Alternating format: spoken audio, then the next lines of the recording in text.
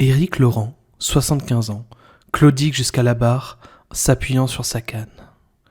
Un fauteuil lui permet de déposer assis. Il a le souffle court, pour des raisons de santé, mais c'est surtout ce dossier poisseux qui semble le plonger dans un embarras profond. Il y a de quoi. À la barre, cet ancien journaliste, auteur comme il le mentionne de 20 livres d'investigation, a derrière lui une longue réputation d'enquêteur aguerri, tant sur les questions pétrolières que sur la diplomatie américaine. Mais s'il est là aujourd'hui, ce n'est pas pour témoigner de sa longue carrière. Il est accusé, lui qui a dénoncé la corruption politique, d'avoir touché un pot de vin, et doit répondre de soupçons de chantage sur le royaume du Maroc. Bonsoir et bienvenue dans la taverne du renard amoureux, et aujourd'hui nous allons parler de deux journalistes qui ont mis la main dans le pot de miel et qui se sont fait piquer. Alors, qu'est-ce qui s'est passé ? 2 millions d'euros, dont 80 000 euros en liquide tout de suite. Deux journalistes sont jugés pour avoir fait chanter... Ah non, même pas ! Non, ils ont... Ah, les trous du cul ! Non, ils ont pas fait chanter le Maroc. Ils ont essayé de faire chanter le Maroc. Peu de chance pour eux, l'avocat du royaume les a enregistrés et a déposé plainte à l'audience ce lundi. Éric Laurent et Catherine Gracier ont répété qu'ils n'étaient pas demandeurs, sans convaincre le parquet, qui réclame 1 an de prison avec sursis. Alors je sais pas ce qui me choque le plus.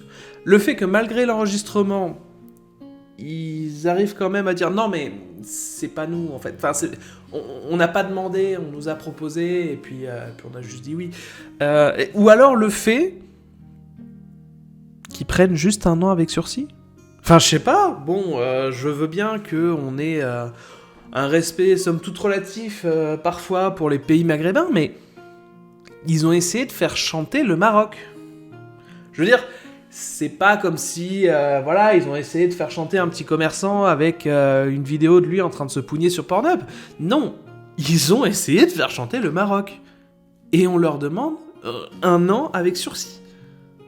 Donc c'est même pas de prison ferme, rien. Bon, bah écoutez, il suffit juste qu'on trouve des photos de Macron avec Benalla. Et puis apparemment, même si on tente de le faire chanter, ça nous coûtera pas grand-chose, même si on se fait choper. Ah là là. Putain. Il le dément, mais les faits sont là. Attends. Non, je vais reprendre ma voix à la con. Il le dément, mais les faits sont là. À l'été 2015, en compagnie de Catherine Gracier, Éric Laurent a été arrêté en flagrant délit à la sortie d'un hôtel parisien, le Raphaël. Ils se font pas chier déjà. En possession de 80 000 euros en billets de 100 euros. Les deux journalistes venaient de signer avec un avocat marocain un bien compromettant, contrat manuscrit dans lequel ils s'engageaient à ne plus enquêter sur le Maroc en échange de cet acompte en espèces et du versement à venir d'une solde globale de 2 millions d'euros. Ah d'accord. Ah ouais. Ouais, donc vraiment c'est des vendus jusqu'au bout quoi. Après... Pour sa défense, j'aimerais quand même nuancer le truc. Le mec a enquêté pendant plusieurs années, plusieurs décennies, si j'ai bien compris, sur la corruption, tout ça. 20 livres d'investigation à son actif. Est-ce qu'au bout d'un moment, en se rendant compte que de toute façon, tout le monde est corrompu, tout le monde est pourri, il s'est pas juste dit « Bah, si tout le monde le fait... » Pourquoi je croquerais pas un petit bout ? Non, soyons honnêtes, c'est humain. Alors, je reviens vers vous avec d'autres petites informations croustillantes. Pendant l'instruction, ils ont reconnu avoir accepté un contrat pour se défaire du livre, pour abandonner les recherches, dont les conséquences géopolitiques les inquiétaient. Oh putain, quelle bande de bonnes âmes !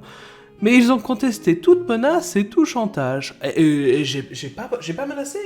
On m'a proposé... Est-ce que vous auriez refusé ? Honnêtement, on vous propose 2 millions, dont 80 000 cash de suite. Dites-moi que vous refusez, hein ? Allez, à d'autres.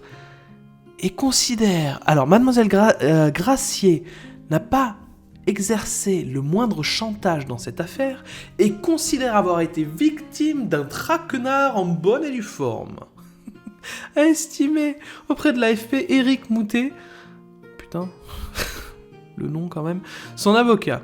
Les deux prévenus sont tombés dans un piège, un traquenard tendu par les services marocains. Abonde Serge Portelli, conseiller de Monsieur Laurent.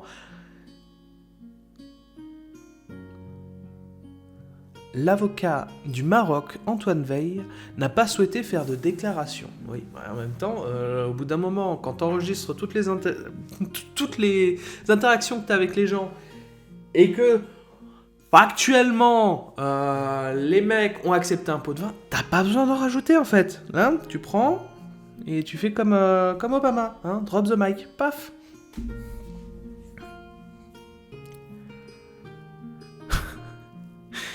Non, mais alors, je pense qu'il faudrait monter une cagnotte pour ces gens-là parce que, mine de rien, c'est quand même triste. C'est quand même vraiment triste pour eux parce que vous vous rendez compte quand même qu'ils sont tombés dans un traquenard. On leur a filé du pognon et ils étaient là en mode « Ah, mais je savais pas que c'était illégal !» On dirait à Mixem « Oh non, chérie, je ne savais pas que c'était ta sœur. » Bah là, c'est pareil. Oh non. Oh non, monsieur le... Oh non, monsieur le juge, je ne savais pas que c'était illégal. Bon, on se laisse sur ces conneries, et puis moi je vous souhaite une bonne journée, et puis à bientôt dans la taverne du renard amoureux.